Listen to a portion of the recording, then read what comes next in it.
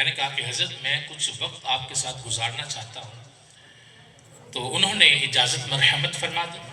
آپ فرماتے ہیں سارا دن میں ان کے ساتھ رہا اور میں دیکھتا رہا کہ کوئی خاص عمل ہوگا. فرماتے ہیں مجھے کوئی خاص عمل نظر نہ آیا. رات کا وقت ہوا, اس زاویے میں لیٹ گیا کہ دیکھنے والے کو لگے کہ میں سو رہا ہوں, لیکن فرماتے ہیں میں ساری رات جاگتا رہا اس انتظار میں کہ اب بھی اٹھیں گے اور کوئی خاص عمل کریں گے. فرماتے ہیں انہوں نے کوئی خاص عمل نہ کیا. فرماتے ہیں دوسرا دن آیا, وہی معاملہ ہوا. تیسرا دن آیا, پھر وہی معاملہ ہوا. فرماتے ہیں میں نے ان کے ساتھ بات کی. میں نے کہا حضرت میں تو اس وجہ کے ساتھ آپ کے ساتھ تھا کہ میں وہ عمل دیکھوں جس عمل کی وجہ سے حضور نے آپ کو جنتی قرار دیا ہے, لیکن مجھے وہ عمل نظر نہیں آیا. تو حضرت عبداللہ بن عمر فرماتے ہیں کہ انہوں نے مجھ سے کہا کہ عبداللہ اگر تو ساری زندگی میرے ساتھ رہتا میرا وہ عمل نہ دیکھ پاتا, لیکن تم نے محنت کی ہے, میں تمہیں وہ بتا دیتا ہوں. فرمایا کہ وہ عمل جس کی وجہ سے حضور نے مجھے جنتی قرار دیا ہے وہ عمل یہ ہے کہ یہ جو میرے سینے میں دھڑکنے والا دل ہے, اس دل کے اندر کسی بندہ مومن کا بغض موجود نہیں ہے. اور فرمایا کہ رات کو سونے سے قبل میں تمام مسلمانوں کو معاف کر کے سوتا ہوں. اور یہ بات ذہن نشین رہے, جس شخص کے دل کے اندر حسد ہوتا ہے, بغض ہوتا ہے, کینہ ہوتا ہے, نفرت ہوتی ہے, کدورت ہوتی ہے, اس شخص کے دل کے اندر کبھی بھی پاکیزگی موجود نہیں ہوتی. یہ چیزیں ایسی ہیں کہ یہ انسان کو بیمار کر کے رکھ دیتی ہیں, انسان کی روحانی بیماری کا سبب بنتی ہے. اور جس شخص کے دل کے اندر بغض ہوگا وہ شخص کامیاب نہیں ہوگا. قرآن پڑھیے, قرآن کہتا ہے قد افلح من تزکا, قد تحقیق افلح فلاح پا گیا, کامیاب ہو گیا, من تزکا جس نے اپنا تزکیہ نفس کیا, اپنا باطن ستھرا کیا. اور اگر باطن کے اندر حسد ہوگا, بغض ہوگا, وہ ستھرا تو نہیں ہوگا. تو جب ستھرا نہیں ہوگا تو پھر قرآن پڑھیے, قرآن کہتا ہے وہ کامیاب نہیں ہوگا. ہم اپنا ظاہر جتنا بھی سنوار کے رکھیں, ظاہر کو صاف رکھنے کا حکم دیا گیا, اس سے منع نہیں کیا گیا. میں تم اپنے ظاہر کو صاف رکھو, بلکہ ہر مذہب نے کہا کہ اپنا ظاہر صاف رکھو. ہر مذہب کہتا ہے کہ صفائی ستھرائی کا خیال ہو. اس دنیا میں اس وقت 4000 سے زائد مذاہب موجود ہیں. ہر مذہب اپنے ماننے والوں کو یہ تلقین کرتا ہے کہ تم صفائی کا ستھرائی کا خیال رکھو.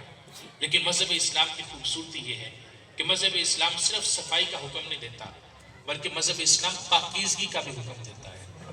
ایک شخص صاف ہے, ستھرا ہے, لیکن وہ پاک نہیں ہے, تو اسلام کہتا ہے کہ تم نماز کے قریب نہیں جا سکتے, تم قرآن کے قریب نہیں جا سکتے, تم طواف کعبہ نہیں کر سکتے, تم قرآن کو چھو نہیں سکتے. لہٰذا کہتا ہے کہ تم ظاہر کو بھی صاف رکھو, تم ظاہر کو صاف اور پاک رکھو. لیکن فرمایا اگر صرف ظاہر صاف ہوگا تو کامیاب نہیں ہوگی. کامیابی تب ہوگی کہ جب ہمارا باطن بھی ستھرا ہوگا, ہمارے باطن کے اندر یہ چیزیں موجود ہوں, بغض موجود ہو, تو وہ شخص کبھی کامیاب نہیں ہو سکتا. اور یہ کوئی قصہ کہانی نہیں ہے, یہ قرآن ہے. 30واں پارہ ہے, سورۃ الاعلیٰ ہے.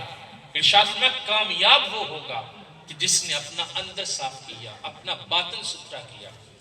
ہمارے باطن کے اندر یہ چیزیں موجود ہوں.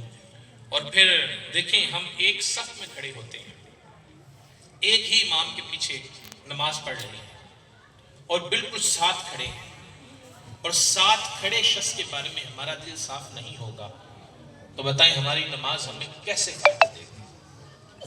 بلکہ یہ تو بڑی دور کی بات ہے, ہمارے جو آگے امام ہوتا ہے جس کے پیچھے ہم تقلید کر کے کھڑے ہوتے ہیں, ہمارا دل اس کے لیے بھی صاف نہیں ہوتا. یہ شیطان ہوتا ہے, شیطان دل کے اندر وسوسے ڈالتا ہے, شیطان دل کے اندر نفرتیں ڈالتا ہے, کدورتیں ڈالتا ہے. لیکن قرآن کہتا ہے کہ وہ تو تمہارا کھلا دشمن ہے. دیکھیں دو راستے بالکل ہمارے سامنے واضح ہیں. ایک راستہ وہ ہے کہ جو رحمان کا ہے, ایک راستہ وہ ہے جو شیطان کا ہے. اور ہمیں شعوری طور پر سمجھنا ہوگا کہ ہم کس کے راستے پر ہیں. ایک طرف دینی تعلیمات ہیں, دین کہتا ہے کہ تم نے کسی مومن بھائی سے بغض نہیں رکھنا, دین کہتا ہے تم نے کسی سے حسد نہیں کرنا, دین کہتا ہے جس کو جتنا دیا ہے میرے رب نے دیا ہے, حسد بنتا ہی نہیں ہے. بلکہ حضرت ابو ہریرہ رضی اللہ تعالی عنہ, آپ کو میرے حضور نے 5 نصیحتیں فرمائی, ان میں ایک نصیحت میرے حضور نے ارشاد فرمایا کہ اللہ کی تقسیم پر راضی ہو جا اللہ تعالیٰ تمہیں غنا کی دولت سے مالا مال فرما دے گا۔ اللہ کی تقسیم پر راضی ہو جاؤ۔ اللہ کی تقسیم کیا ہے؟ جس کو جتنا رب نے دیا ہے، وہ میں نے تو نہیں دیا، وہ تو رب نے دیا ہے، تو اس کی تقسیم پر راضی ہو جاؤ۔ اس میں تو مشکل بات ہی نہیں ہے۔ لیکن جو شخص حسد کرتا ہے اس کے دو نقصان ہوتے ہیں۔ ایک تو یہ نقصان ہے کہ جس سے وہ حسد کر رہا ہے اس کی برائیاں ہیں، اس کی جو بدیاں ہیں وہ اس کے پلڑے میں آ رہی ہیں اور اپنی نیکیاں اس کی طرف جا رہی ہیں۔ یہ حدیث کا مفہوم آپ کے سامنے رکھ رہا ہوں۔ ایک تو یہ نقصان ہے، اور دوسرا یہ نقصان ہے کہ جو تمہیں میسر ہے، جو اللہ تعالیٰ نے تمہیں عطا کیا ہے، تم اس سے لطف اندوز ہی نہیں ہو رہے، تم اس سے ناخوش ہو۔ اللہ نے مجھے جو دیا ہے اس پر میں راضی ہو جاتا ہوں، اور اللہ تعالیٰ نے جس کو جتنا دیا ہے میں اس پر راضی ہو جاتا ہوں، تو اس میں میرا نقصان کیا ہے؟ اس میں میرا فائدہ ہی فائدہ ہے، میرا تو سکون ہے، میں تو راحت میں آ جاؤں گا، میں تو تسکین میں آ جاؤں گا۔ اور اگر میں حسد کر بھی لیتا ہوں تو میں نے کیا کر لینا ہے؟ مجھے اس کا کچھ فائدہ ہونے والا نہیں ہے۔ بلکہ حضرت مولانا روم علیہ رحمہ آپ فرماتے ہیں کہ جو شخص حاسد ہوتا ہے اس کا جو علاج ہے وہ سوائے موت کے اور کچھ نہیں۔ اس کا مطلب جو علماء نے لکھا، فرماتے ہیں اس کا مطلب یہ ہے کہ جو شخص حاسد ہوتا ہے وہ اللہ کی تقسیم پر راضی نہیں ہوتا، تو اسے مر جانا چاہیے، اس کو زندہ رہنے کا کوئی حق نہیں ہے جو شخص حاسد ہے۔ تو ہمارے دل کے اندر کسی کا حسد نہیں ہونا چاہیے، کسی کا بغض نہیں ہونا چاہیے۔ دین کا دیا ہوا مزاج یہ ہے کہ تم راضی ہو جاؤ، اور اگر کسی سے کوئی غلطی سرزد ہو جاتی ہے تو اس کو دل میں نہ رکھو، بلکہ سل من قطع کا، واعطی من حرم کا، واعف عن من ظلم کا۔ حضرت عبداللہ بن سلام رضی اللہ تعالی عنہ یہودیوں کے بہت بڑے عالم تھے، تو یہودیوں نے آپس میں میٹنگ کی، کہا کہ کیوں نہ ہم مسلمانوں کے نبی کے ساتھ مناظرہ کریں۔ مناظرہ کرنے کے لیے سب تیار ہوئے۔ اب فیصلہ یہ ہوا کہ کون مناظرہ کرے گا، مناظرہ کرنے کے لیے جائے گا کون؟ تو فیصلہ یہ ہوا کہ سب سے ذہین ہے عبداللہ بن سلام، تو عبداللہ بن سلام کو بھیجتے ہیں۔ 100 سوالات تیار کیے گئے، ان سوالات کے جوابات پر اعتراضات تیار کیے گئے، اور پھر حضور کی بارگاہ میں بھیج دیا گیا۔ حضور تشریف فرما ہے، ارد گرد ہجوم عاشقاں ہے۔ حضور ارشاد فرما رہے ہیں سل من قطع، جو تم سے تعلق توڑنے کی کوشش کریں تم آگے بڑھ کر تعلق جوڑنے کی کوشش۔ سبحان اللہ۔ ہمارا مزاج تو یہ ہے، میں اگر وہ 1 قدم پیچھے ہٹے گا میں 10 قدم پیچھے ہٹوں گا، یہ میری غیرت ہے۔ بھائی یہ غیرت ایمانی نہیں ہے، یہ غیرت شیطانی ہے۔ غیرت ایمانی یہ ہے کہ اگر کوئی شخص 1 قدم پیچھے ہٹتا ہے میں آگے بڑھ کر پوچھ لوں بھائی کیا ماجرا ہے، مجھ سے کوئی غلطی سرزد ہوئی، اگر کوئی معاملہ ہے تو مجھ سے بات کرو، میں تعلق توڑوں گا نہیں۔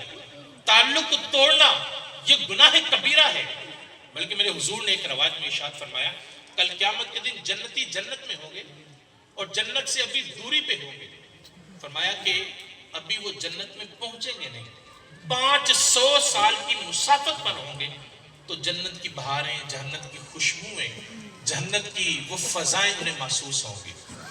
اور ارشاد فرمایا کہ جو شخص اس دنیا میں رہ کر تعلق کو توڑتا ہوگا، فرمایا کل قیامت کے دن جنت تو کیا جنت کی خوشبو بھی نہیں پا سکے۔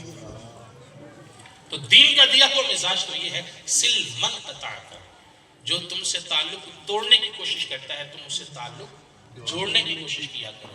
اور پھر یہاں تک نہیں رکھا بلکہ واتی من حرم کا، فرمایا جو تمہیں محروم رکھتا ہے، تمہیں کسی چیز کی ضرورت تھی تم نے اس سے بات کی، وہ دے سکتا تھا نہیں دی، اور تمہیں پتا تھا کہ یہ دے سکتا ہے اس کے باوجود اس نے نہیں دی، میرے کام نہیں آیا، اب کل کو وہ میرے پاس آتا ہے میں اس کے کام آ سکتا ہوں۔ دین کہتا ہے کہ تم اس سے بدلہ نہیں لوگے بلکہ تم اس کے کام آؤ۔ واتی من حرم کا، جو تمہیں محروم رکھ رہا ہے تم اس کی جھولیاں بھر دو۔ اور پھر فرمایا واعفو عمن ظلم کا، جس نے تم پر ظلم کر رکھا ہے ایک وقت آیا ہے کہ آج اسے تم سے ضرورت پڑ گئی ہے، تم اس پر قادر ہو کہ تم اس سے بدلہ لے سکتے ہو، فرمایا واعفو عمن ظلم کا، جو تم پر ظلم کرتا ہے تم اس کو معاف کر دو۔ سبحان اللہ، معاف کرنا سیکھو۔ اچھا حضور نے یہ ارشاد فرمایا، اپنی واز سے فارغ ہوئے، عبداللہ بن سلام کو دیکھا، کہا عبداللہ بن سلام کہاں آئے ہو؟ عبداللہ بن سلام آئے تھے مناظرہ کرنے کے لیے، پیچھے پوری یہودیت کھڑی ہے، ابو جہل کھڑا ہے، دیگر لوگ کھڑے ہیں، عتبہ و شیبہ کھڑے ہیں کہ ابھی ہمیں پتا چلے گا کہ ہمارا بہت بڑا عالم جیت گیا ہے، ہم کہیں گے مسلمانوں کے نبی کو تو جواب بھی نہیں آیا۔ وہ انتظار میں کھڑے ہیں کہ ہمیں فتح کی خوش نصیبی نصیب ہوگی۔ عبداللہ بن سلام سے میرے حضور نے پوچھا، عبداللہ بن سلام کہاں آئے ہو؟ آئے تھے مناظرہ کرنے کے لیے، لیکن جب حضور نے پوچھا عبداللہ بن سلام کہاں آئے ہو تو ہاتھ جوڑ کر عرض کرنے لگے، حضور میں تو آپ کا کلمہ پڑھ کر مسلمان ہونے کے لیے آیا۔ کلمہ پڑھا، مسلمان ہو گئے۔ سبحان اللہ۔ جب مسلمان ہو گئے تو بعد میں ابو جہل کے ساتھ ملاقات ہوئی، اس نے کہا کہ تم نے ہماری ناک خاک کر دی ہے، تم کوئی سوال کرتے، کوئی جواب ملتا، کچھ باتیں ہوتی، کوئی گفتگو ہوتی، ہم بات کہنے والے ہوتے، بھئی علمی شخص تھا، علم کی پیاس بجھ گئی، مان لیا، لیکن تم نے نہ کوئی سوال کیا، نہ کوئی جواب دیا، نہ کوئی بات کی۔ انہوں نے پوچھا کہاں آئے ہو؟ کہا اسلام قبول کرنے آیا ہوں۔ ماجرا کیا ہوا؟ تو آپ نے کہا کہ میں نے حضور علیہ السلام کے چہرے کی طرف دیکھا، سبحان اللہ۔ تو جب میری پہلی نظر حضور کے چہرے پر پڑی، میرے دل نے یہ فیصلہ کیا، اتنا سونا مکڑے والا کبھی جھوٹا ہو ہی نہیں سکتا۔ سبحان اللہ۔ میں نے اسلام قبول کر لیا۔ سبحان تو اللہ۔ ہمارا دل صاف ہونا چاہیے۔ حضور کا فرمان ہے سل من قطع کا، کوئی تعلق توڑنے کی کوشش کرے تم تعلق جوڑو۔ دل کے اندر بغض ہوگا، ہماری نمازیں، ہماری دعائیں بھی قبول نہیں ہوں گی، ہم حسد کرنے والے ہوں گے، ہمارا اپنا ذاتی نقصان ہوگا، نہ اس شخص کا کچھ جائے گا اور بلکہ رب ہم سے ناراض ہوگا۔ یہ کبیرہ گناہوں میں اس کو شمار کیا گیا ہے۔ اللہ تبارک و تعالیٰ سے دعا ہے کہ اللہ تعالیٰ ہم سب کو قابل عمل باتوں پر عمل کی توفیق عطا فرمائے، ہم سب کا یہاں آنا، ایک ایک قدم، ایک ایک لمحہ اپنی بارگاہ عالی میں قبول فرمائے، اور اللہ تعالیٰ ہمارے بزرگان دین کو ہمیشہ سلامت رکھے، ان کا سایہ ہم پر دادیر سلامت رکھے، اور ان کے علم میں، عمر میں، عمل میں مزید برکتیں عطا فرمائے۔ وما توفیقی